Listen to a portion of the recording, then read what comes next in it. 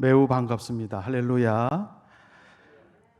우리 이관영 목사님 하고 영락교회에서 같이 사역을 하다가 저는 숭실대학교로 갔고 또 이관영 목사님은 아름다운 교회로 오셨습니다. 귀한 목사님이 목회하는 교회에 부름받아서 이 자리에 서고 보니 참 여러분을 보니까 새하늘과 새 땅에서 어린 양 보좌 옆에 둘러앉은 거룩한 성도들을 만나는 것처럼 거룩하고 경건하고 또 아름다운 여러분들의 모습을 보게 되는 것 같습니다. 정말 반갑고 또 우리가 짧은 이 한날의 예배 시간에 같이 드리는 것이지만 우리는 영원한 하나님의 나라에서 주님의 식탁에 둘러앉을 같은 형제 자매 가족임을 고백합니다. 오늘 저는 특별히 이 선교 대회의 말씀으로 어떻게 하면 아름다운 공동체를 형성하는 사람이 될 수 있을까? 그 내용을 이제 좀 살펴보고자 합니다. 제가 PPT를 좀 준비했는데요. 먼저 복음 통일이란 용어를 우리가 잘 좀 이해하는 것이 우리 신앙생활에 유익함이 많습니다. 복음은 로마서 1장 3절부터 쭉 5절까지 보면은 예수 그리스도다. 그러니까 복음은 예수 그리스도예요. 이 땅 인류의 구원자로 오신 이 예수 그리스도가 이 땅에 오셨다. 이게 복음이거든요. 통일이라는 용어는 성경의 66권 가운데 성경에는 딱 2번 나옵니다. 통일이 에베소서 1장 10절과 에베소서 4장 6절에 나와요. 처음 통일이라는 용어가 에베소서 1장 10절에 나오는 말씀이 오늘 본문입니다. 신약의 본문입니다. 하늘에 있는 것이나 땅에 있는 것이 다 모든 것이죠. 하나님이 창조하신 모든 것이죠. 그리스도 안, 즉 이 그리스도라는 것은 복음이라고 말씀드렸어요. 이 메시아, 구원자, 인류 안에 들어오신 우리의 죄를 대체해 주시기 위해서 십자가에 죽으신 속죄의 값을 지불하신 그리스도, 이분이 복음이에요. 에서 통일되게 하려 함이라. 그래서 이걸 우리가 줄여서 줄임말로 복음 통일이라고 얘기를 합니다. 복음 통일이라는 용어는 에베소서 1장 10절에서 나온 용어다. 그러면 아름다운 교회에 있는 분들은 그리스도, 예수, 복음 이것은 우리가 다 같은 고백을 하고 있어서 문제가 될 게 없어요. 그런데 이 통일이라는 것에는 원어에 보면은 원어에 있는 헬라어를 영어로 바꾸면 유니피케이션이 아니에요. 리캐피툴레이션 이렇게 나옵니다. 그러니까 우리가 통일, 영어로 하면 유니피케이션 이렇게 얘기하는데 그렇게 영어에 사용하지 않고 있어요. 성경에 나와 있는 통일은 리캐피툴레이션 이렇게 나와 있어요. 리라는 것은 다시, again. 캡이라는 건 뭡니까? 우리 머리에 모자 쓰는 걸 캡 모자라 그러잖아요. 그러니까 머리라는 거예요. 캡은. 그 머리를 again. 다시 말해서 이건 뭐를 말하냐면요. 둘째 아담을 중심으로 형성되어지는 공동체를 통일이라고 얘기하는 거예요. 이 자체가 복음 통일론을 갖고 있어요. 그래서 이 통일이라는 용어를 우리 교회에서 통일하면 어떤 용어로 해석을 해야 되냐면 어린 양, 구속자 되시는 어린 양을 중심으로 형성되어지는 아름다운 공동체를 말하는 거예요. 아름다운 공동체. 거기엔 반드시 중심에 어린 양이 있어야 돼요. 예수 그리스도가 있어야 돼요. 그래서 거기를 중심으로 앉아 있는 공동체예요. 이것이 성경에서 말하는 통일이라는 용어의 뜻이 되는 것입니다. 그러면 하나님이 구약과 신약에서 우리 인간에게 하나님이 통일 공동체, 이 아름다운 공동체를 형성하는 것을 구약과 신약을 통해서 아주 극명하게 대조해 주신 게 있으세요. 요거는 이제 하나님의 만유의 통일, 그것의 일부가 남북한 통일이다. 즉 복음 통일은 말씀드린 바와 같이 어린 양 중심으로 모든 피조물들이 함께 이루어지는 아름다운 공동체라 그랬어요. 그럼 우리가 일반 시민 사회에서 남북한 통일, 유니피케이션은 뭐냐면 우리 기독교인의 관점에서 보면 그리스도 안에서 남북한 백성들이 함께 하나님을 찬양하는 공동체가 우리가 말하는 남북한 복음 통일론이에요. 그래서 남북한 모두가 하나님을 사랑하고 순종케 하는 것이 우리가 말하는 궁극적 남북한 통일, 복음 통일론이에요. 여기에도 남북한이 그리스도를 중심으로 공동체를 이루는 걸 말합니다. 말씀드린 것처럼 구약과 신약에 아주 극명하게 우리에게 보여주는 사건이 나오고 있어요. 하나는 창세기 11장에 있는 바벨탑 공동체예요. 또 하나의 공동체는 창세기 2장에 있는 오순절 공동체예요. 바벨탑 공동체는 하나의 장소에서 하나의 언어로 탑을 쌓아서 이 탑을 쌓는 데에 모든 사람이 동원되는 거예요. 중한 집권적이에요. 그리고 획일적이에요. 그래서 하나님이 이 인간으로부터 밑에 땅으로부터 공동체를 만들기 위해서 흩어짐을 면하자 해서 쌓아 올린 이 바벨탑을 하나님이 좋아하지 않으셨어요. 철저히 인본적이고 이념적이고 세상의 아이디올로지예요. 그래서 하나님이 이거를 흩으셨죠. 언어를 다르게 해서 흩어 놓으셨어요. 그래서 이 세상 사람들이 공동체를 형성하는, 예수를 빼고 공동체를 형성하는 것은, 하나님을 빼고 공동체를 형성하는 특징이 뭐냐면 상승운동이라고 얘기해요. 밑에서부터 쌓아 올라가는 상승운동. 모든 기운을 한 곳으로 모으는 거예요. 이것이 이 세상에서 얘기하는 어떤 형태의 공동체예요. 그런데 성경에서 말하는 아름다운 복음 통일의 공동체는 어떤 공동체냐면 사도행전 2장에 있는 것을 통해서 하나님이 보여주셨어요. 자신의 모국어로 다양한 언어로 얘기를 했는데 위에서 선한 능력이, 성령이 내려와서 위에서 내려오니까 우리가 각자의 언어로 이야기했는데도 다 소통이 되는 거예요. 혼란과 흩어짐을 극복하는 것이죠. 창세기 11장을 극복한 게 사도행전 2장이에요. 이거의 대표적인 건 뭡니까? 위로부터 선한 능력이 밑으로 내려올 때 만들어지는 공동체예요.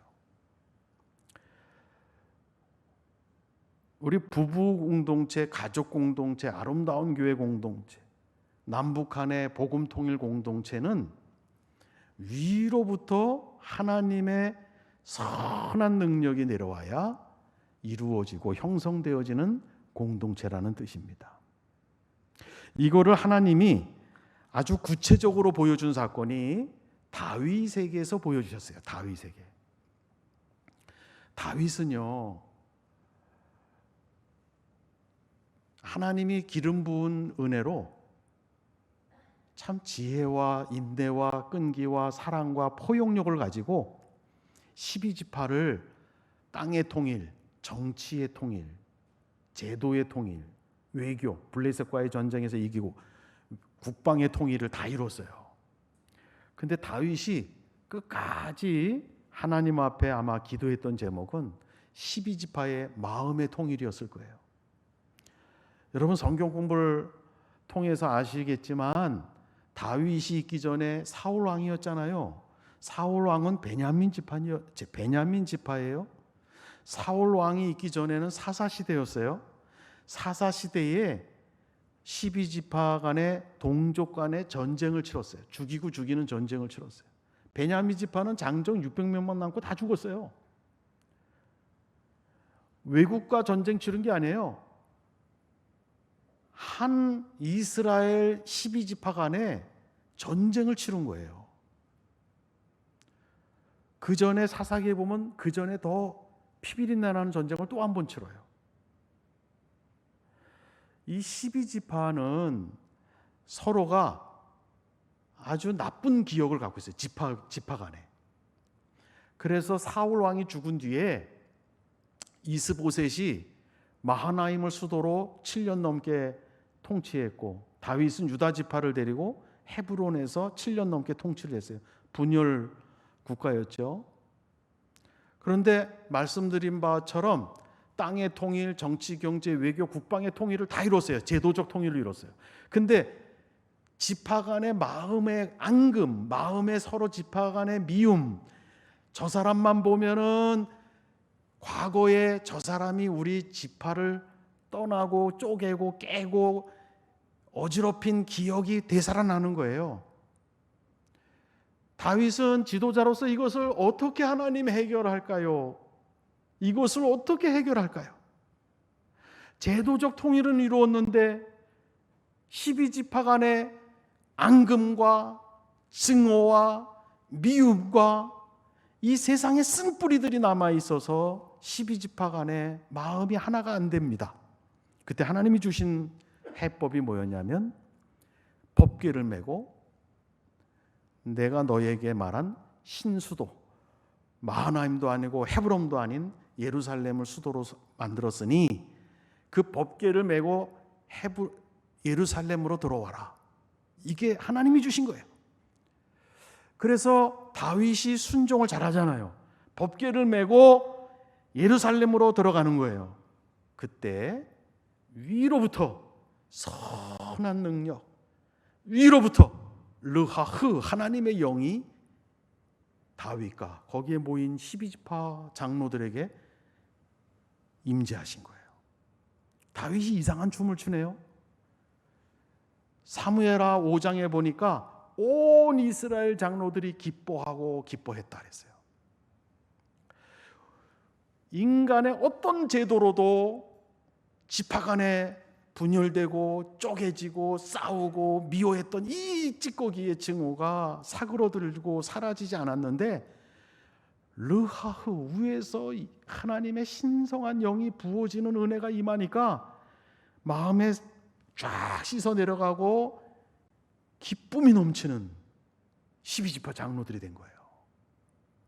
다윗도 그렇고 다윗이 덩실덩실 춤을 추면서 입이 벌려지고 나온 시편이 시편 133편이에요.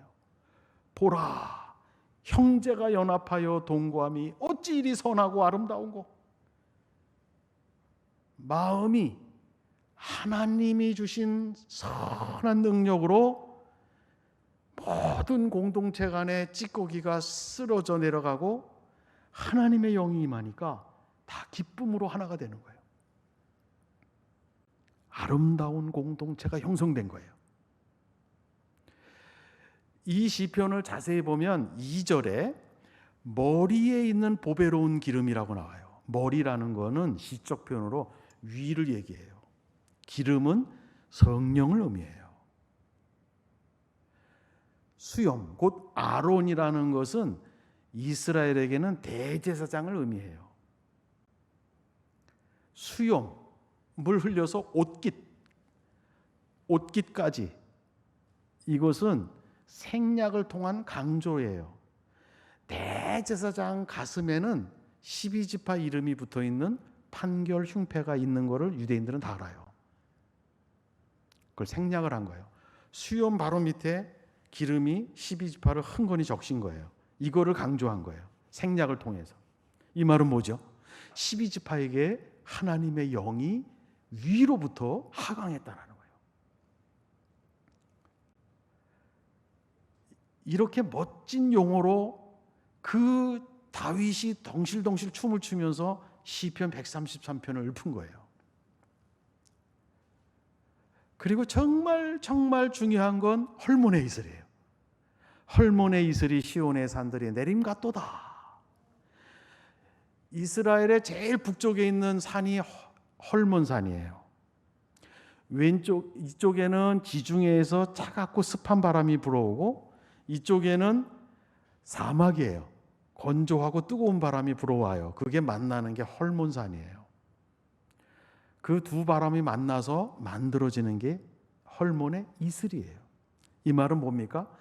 인간적으로는 도저히 이 12지파가 그동안 싸우고 깨고 흩어지고 쪼개지고 이런 싸움을 했는데, 도저히 한쪽은 지중해의 착하고 습한 바람, 한쪽은 사막의 건조하고 뜨거운 바람처럼 너무나 다른 거예요.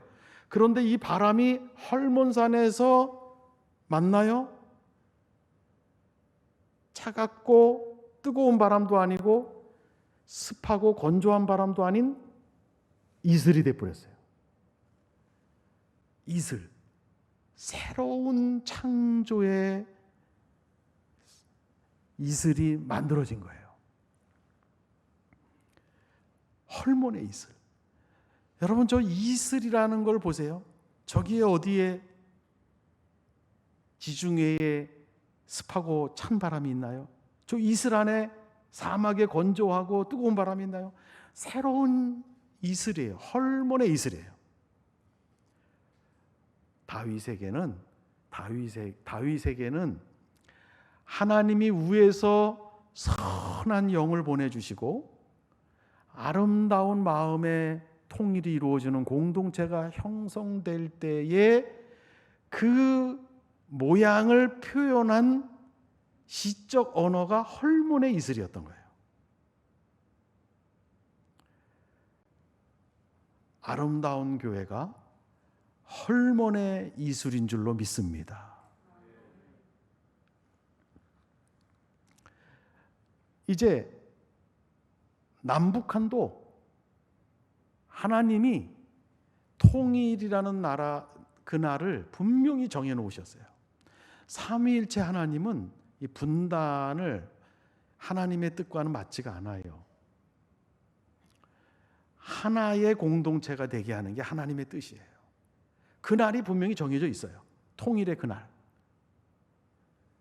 주님이 오시는 그날이 분명히 정해져 있듯이 남과 북이 하나가 되는 그날, 이산가족이 만나는 그날, 남북한 사람들이 한 테이블에 앉아서 하나님께 감사기도하고 맛있는 식사를 나누는 그날, 여러분들과 여러분들의 자녀들이 서울역에서 기차를 타면 북경까지 곧바로 갈 수 있는 그날,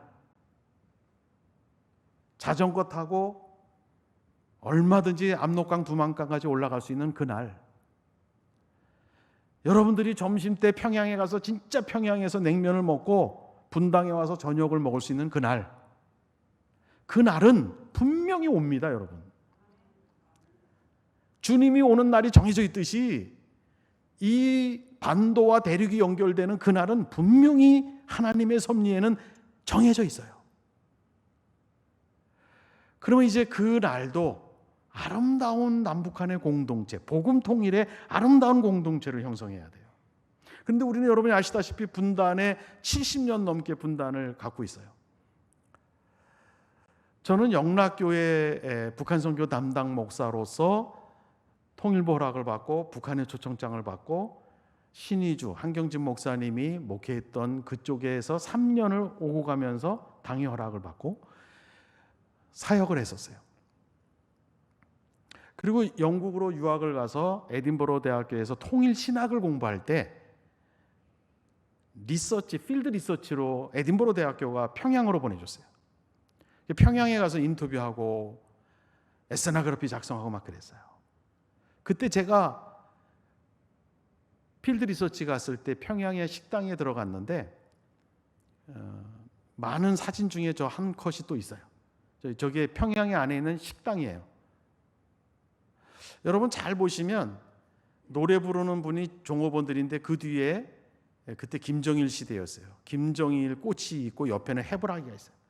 제가 이 해바라기에 무슨 의미가 있길래 여기 이렇게 데코레이션 해놨냐 그랬더니 이분들은 이 태양을 따라 움직이는 것은 해바라기다. 그러니까 자기네 지도자를 앙망하고 지도자를 따라서 움직이는 이 해바라기는 우리 인민을 상징한대요. 저는 그냥 해바라기인데 그분들은 아주 의미가 있게끔 해석을 하더라고요. 그 식당의 메뉴판을 보는 순간 제가 이게 제일 먼저 눈에 들어왔어요. 제 눈에는 이게 오므라이스였어요. 오므라이스. 근데 그 메뉴판에는 닭알 씌운 밥으로 돼 있었어요. 여러분 같은 재료로 만든 음식이지만 음식 메뉴의 이름이 오므라이스를 먹고 자란 우리들과 닭알 씌운 밥을 먹고 있는 북한 동포들이 이게 속의 내용이 좀 달라요. 그래서 우리 장로의 신학대학교 기독교 교육학 평생을 가르치셨던 우리 임 교수님이 장신대 은퇴하시고 통일교육원에 가서 5년 동안 북한 교육을 들여다보고 지은 책이 북한 교육의 변천사예요. 저보고 감수를 해달라 그래서 감수를 했어요. 이 말은 뭐냐면 북한 사람들은 태어날 때부터 죽을 때까지 너무나 완벽에 가까운 교육 시스템을 받고 자란다는 거예요. 그러니까 태어나면서도 죽을 때까지 최고의 교육 시스템을 받고 자란 공산주의, 주체 사상의 인격화가 될 수밖에 없다는 거예요. 우리는 신앙과 반공 융합으로 형성된 신앙을 갖고 있어요. 그러니까 이 속 사람이 너무 다른 거예요. 마치 오므라이스를 먹고 자란 사람과 닭알 씌운 밥을 먹고 자란 사람이 내면이 다른 거예요. 조금 더 심하게 얘기하면 서울대학교 명예교수 박성조 교수가 10년 전에 쓴 책이 남과 북이 뭉치면 죽는다예요. 이분은 베를린에 있는 대학교에서 국제정치학 교수하다가 동서독 통일을 경험하시고 서울대학으로 오셨어요. 이런 책을 냈었어요. 이분은 국제정치학 교수예요. 그런데 기능주의적 통일만 하면 남과 북은 망한다, 죽는다예요. 즉 다윗처럼 땅, 제도, 외교, 국방 이런 통일만 하면은 남북한은 죽는다는 거예요. 뭐가 필요하느냐? 북한 사람의 인성과 문화가 남한 사람의 인성과 문화가 너무나 다르기 때문에 서로의 이해가 없이 서로의 사전의 이해 없이 7,500만이 섞이면 이 나라는 망한다라는 거예요. 사실 이것도 일리는 있지만 온전하지는 못해요. 남과 북이 얼마나 주적의 관계로 70년 넘게 살았습니다. 통일이 돼도요. 주체사상 공산주의가 없어져도 그 속에서 살았던 인성은 그대로 갖고 통일국가의 시민으로 함께 7,500만이 되는 거예요. 얼마나 갈등이 있겠어요. 탈북민 얘기 들어보면 뭐 미국을 향해서 총을 쓰는 훈련을 그렇게 받았지만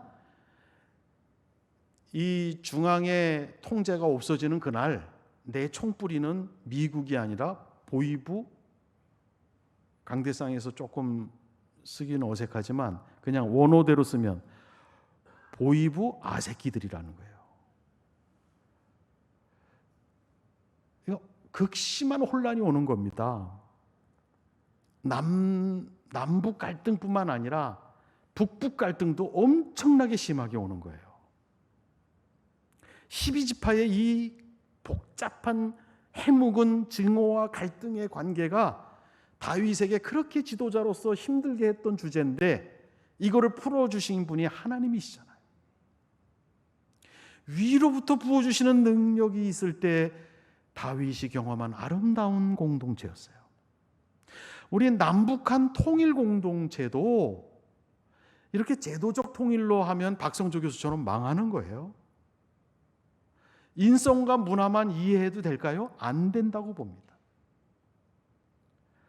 하나님이 만드신 남북한의 복음 통일 공동체, 아름다운 남북한의 공동체, 세상 말로 표현하면 성공적 통일을 이루려면 위에서 하나님의 선하신 능력, 하나님의 성령을 우리 한반도의 7,500만에게 부어주시는 놀라운 은혜 이외에는 성공적인 통일 국가는 없습니다. 그래서 복음 통일이에요. 위에서 하강 운동으로 이루어지는 남북한 공동체에야만 아름다운 공동체가 형성되는 것이고 성공적인 통일 공동체가 되기 때문에 하강 운동만이 이루어지기 때문에 우리는 이거를 그래서 복음 통일이라는 거예요.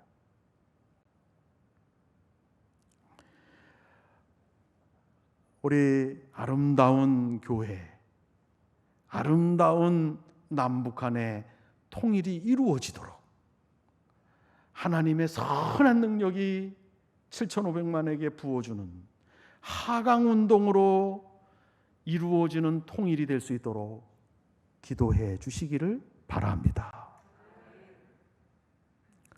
그러면 구체적으로 뭘 해야 될까? 저는 이 다이어그램을 하나를 갖고 왔어요. 유대신학. 우리 유대신학이라 해서 오해하지 마세요. 우리 사도 바울 다 유대신학을 다 배웠고 그 용어로 서신서를 쓴 거예요. 그래서 신학자들이 초기 기독교의 공동체는 유대신학적 패러다임이다 이렇게 얘기해요. 근데 이 그림은 10개의 세피로트 그림인데 유대신학의 하나의 그 내용인데요. 이건 정통 유대신학에서 가져와야지 이건 여러 종교에서도 유대신학에 이걸 가져가서 자기네 나름대로 써요. 그래서 아주 그 잘못 사용하면 위험합니다. 이 1번이 뭐냐면 1번부터 10번은 이 세상에 있는 게 아니에요.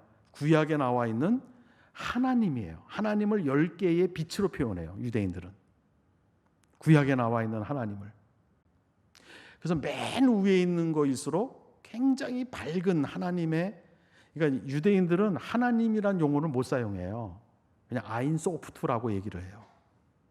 그러면 1번은 하나님에서 나오는 빛을 얘기하는데 굉장히 투명한 빛이에요.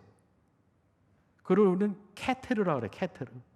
2번은 호코마, 지혜라고 표현하죠. 주로 저것도 빛의 용어예요.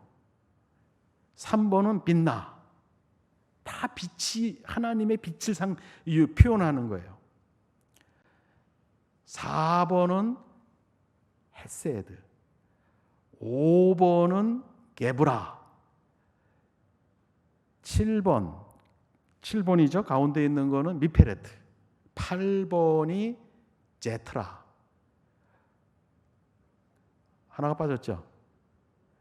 그 다음에 호드, 그 다음에 예소드, 10번 맨 밑에가 말쿠트예요.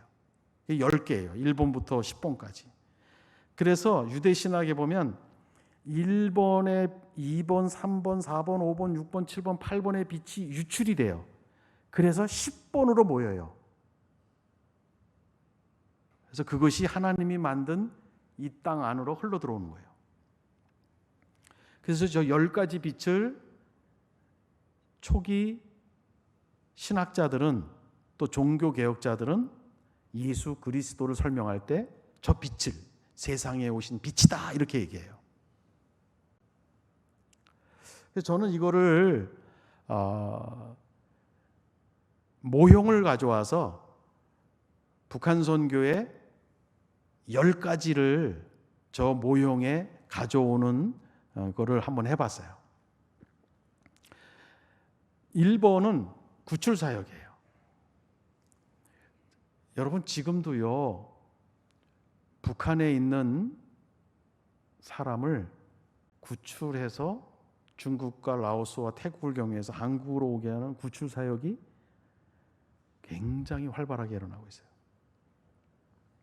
이 내용을 여러분들이 여러분들이 이해하도록 제가 설명을 하려면 저하고 내일 새벽까지 세미나실에서 얘기하면 저 내용을 다 설명하기에도 부족해요. 이 땅에 오는 탈북민 중에 구출 사역으로 오는 탈북민이 많아요. 그런 구출 사역이 있기 때문에 지금 탈북민 사역이 한국에서 많이 있는 거예요. 지금 하나원은 코로나 때문에 직원이 70명인데 탈북민 숫자가 제로예요. 3개월 동안. 지금 이제 이게 좀 위축이 됐죠. 지금 다 한국에 오던 탈북민들이 중국과 라오스에 다 숨어 있습니다. 이동 못 하니까. 이제 이게 풀리면 또 급증하게 들어올 거예요. 여러분 제주도까지 지금 탈북민들이 세운 교회가 몇 개인지 아세요? 개척한 교회가 58개예요. 탈북민 34,000명 가운데 신학생, 전도사, 목사가 된 사람이 몇 명인지 아세요? 34,000명 가운데 200명이에요. 놀랍죠? 두만강 압록강을 건널 때 고난의 행군 때 아사자 시체들이 있는 그 시체를 넘고 건넌 사람들이에요. 대부분이. 여러분 그걸 아셔야 돼요. 구속사의 인물을 하나님이 만드실 때는 비극 속에서 만들어요. 모세라는 구속사 인물을 만들 때 라인강에 유대인들이 낳은 사내 아이들이 둥둥 떠 있었잖아요. 시체들이. 예수님 메시아가 올 때도 엄청난 비극 속에서 오셨잖아요. 고난의 행군 기간에 두만강 압록강에 못 먹어서 굶어 죽는 시체들이 둥둥 떠내려올 때 그 시체를 넘고 탈북한 사람들이 이 땅에 와서 주의 종이 되겠다고 하는 사람이 200명이나 나온 거예요. 오네시모는 뭡니까? 3번. 여러분 그 고난의 행군 기간에 중국 땅에 팔려간 여성이 한 10만 명에서 30만 명으로 봐요. 지금 한국 땅에 오는 사람들이 많이 있어요. 팔려왔다가 다시 오는 사람들. 저는 저 중국 땅에 팔려간 사람들 중에 한 동네에 모여서 사는 북한 주민이 팔려온 주민이 120명이 팔려온 마을에 조선족 사역자가 교회를 목회를 하고 있어요. 20년 넘게. 그들을 찾아내서 20년 동안 집사로 만들고 그랬어요. 중국 땅에서. 조선족 사역자가. 그리고 요즘은 그 사역자가 20년 지내면서 기뻐하는 이야기를 저한테 얘기를 해줬는데 잊을 수가 없어요. 목사님, 썩은 무화과 속에서 정말 귀한 씨앗들이 나옵니다. 20년 동안 이 팔려온 여성들을 모아놓고 목회를 하다가 너무너무 힘든 일이 좀 얼마나 많았겠어요. 근데 그들이 낳은 자녀들이 기숙사를 우리가 만들어줬거든요.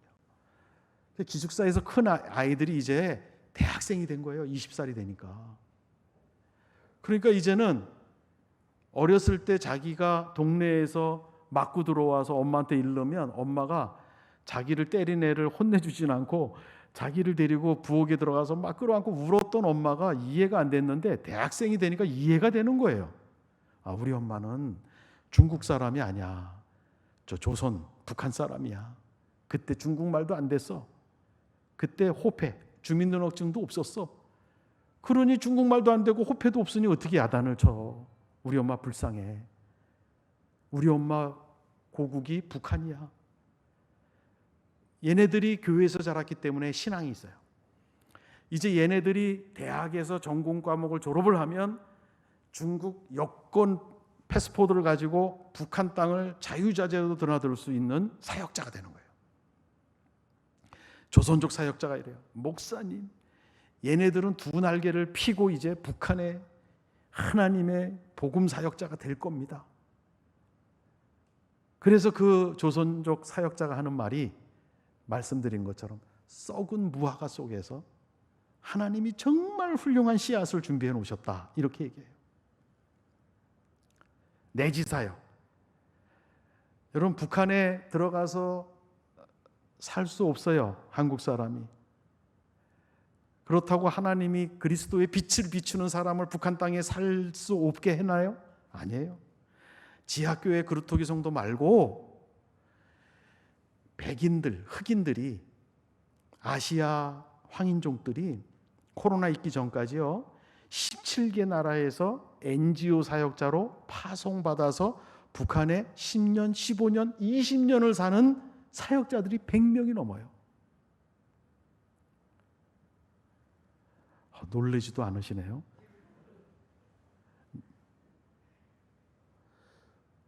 저는 이제 일반 대학원에, 숭실대학교 기독교 통일 지도자학 석사, 박사 이제 학과를 만들고 주임 교수를 맡고 있는데, 우리 학과에 한 15개 교단에서 한 150명이 지금 석사, 박사를 공부하고 있어요.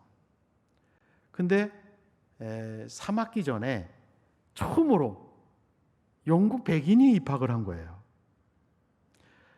캠브리지 대학을 나와가지고 우리 학과에 입학을 했어요. 키는 저보다 한 딱 2배만 해요. 근데 이 백인이 앤드류 커튼인데 왜 북한에 관심을 갖느냐, 왜 북한에 가서 평생 살려고 하느냐 물어보면, 캠브리지 대학을 나와서 영국 남쪽에 있는 동네에서 교사를 하고 있었대요. 근데 하나님이 자꾸 북한에 대해서 콜링을 주시더라는 거예요. 그래서 북한에 대해서 자꾸 알아보고 연구하고 이러다 보니까 평양에서 언어 교사를 1년 하고 이제 나와서 좀 더 배워야 되겠다고 우리 학과를 지원한 거예요. 그 다음 학기에는 핀란드 백인이 2명이 입학을 하고, 호주 백인이 또 1명 입학하고, 미국 백인이 또 들어오는 거예요. 다 북한에 가서 평생 살겠다는 사람이에요. 이번 학기에도 3명이 들어왔어요. 세상에 입학을 하다가 뭐 하나 철자 틀려서 이제 수시 때 12월에 지원을 하는 사람은 말릭이라는 아프리카의 수단 형제예요. 추장의 아들이래. 우리 학과에 들어오려고 정말 얼마나 서류가 많은지요. 10개 수단에 있는 교회가 모아서 북한에 파송을 했대요. 여러분 상상을 해보세요. 지금 하나님이 6대륙에 흑인, 백인, 황인종 구별하지 않고 하나님이 어두운 북한 땅을 밝힐 하나님의 NGO 사역자들을 불러서 북한으로 보내는 거예요. 지금 브라질은 침례교단이 15,000교회가 있는데 다이나믹한, 위에서 성령이 부어져 가지고 젊은이들이, 브라질리안 청년들이 북한 사역자로 헌신하는 사역자들이 그들의 표현으로는 구름대처럼 일어난대요.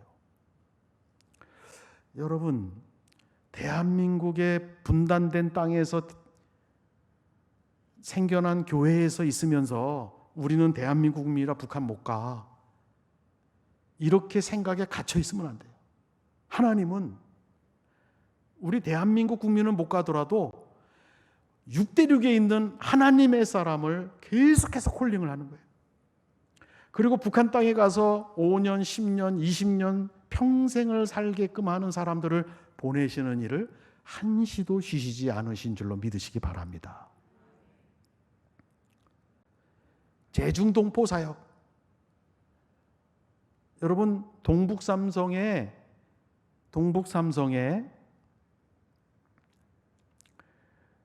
조선족이 제중동포라 부르죠. 200만 명이었는데 지금 세계에서 조선족, 제중동포가 제일 많이 사는 도시가 서울이에요.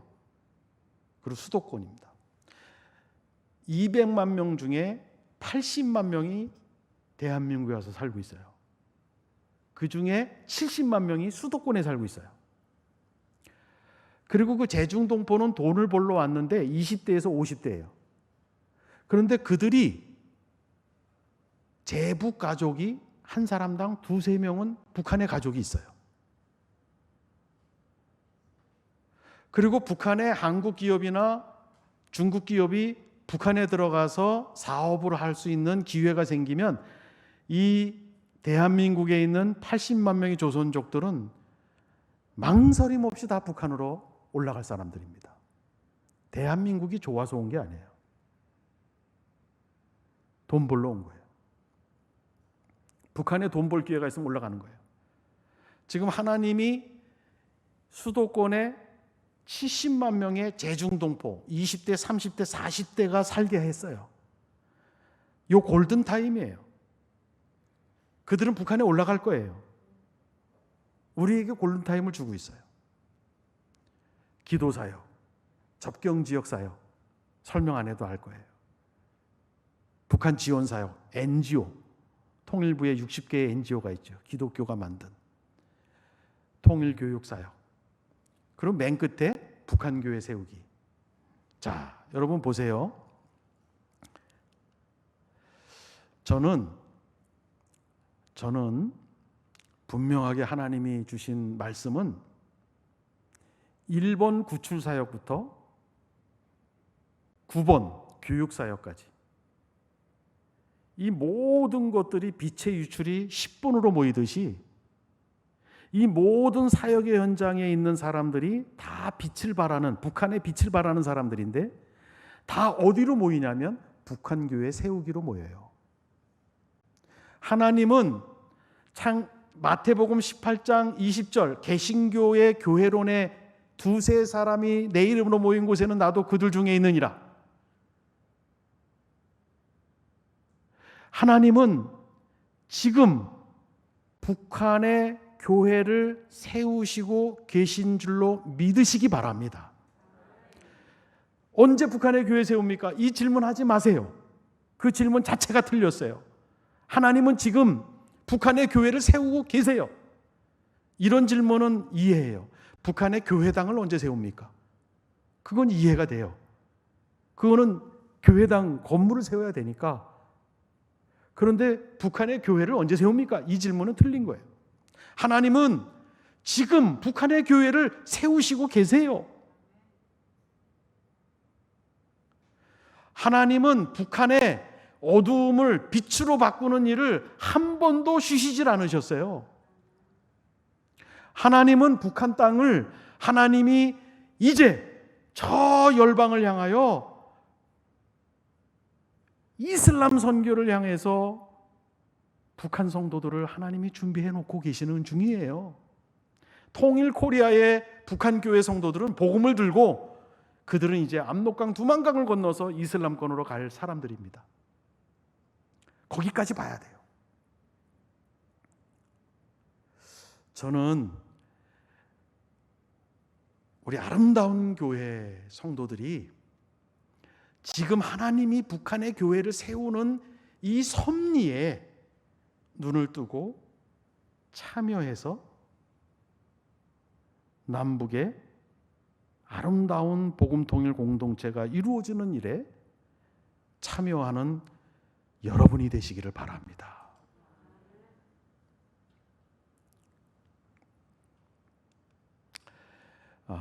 이제 말씀을 마무리하고자 합니다. 여러분, 지혜로운 5 처녀 이야기를 좀 상기해드리고 싶어요. 그날, 신랑이 오는 그날, 주님이 다시 이 땅에 오는 재림, 분명히 우리는 믿어요. 그날은 와요. 통일도 남북한이 하나가 되는, 반도와 대륙이 하나로 연결되어지는 그날은 반드시 옵니다.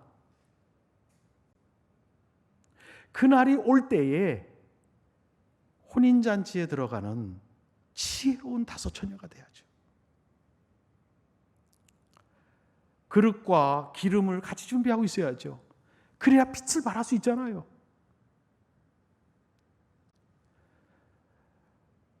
그날이 올 줄 모르고 그날을 준비해 가시는 하나님의 섭리가 쉬시지도 않으시는데 그 하나님의 섭리도 보지 못하고 그날이 올 것을 확신하지도 않다가 어느 날 그날이 왔네.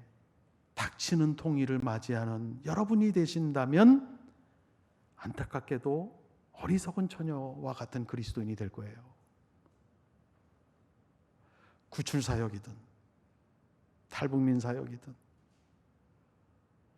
중국 땅에 흩어져 있는 북한 동포들이 낳은 자녀들을 양육하는 사역이든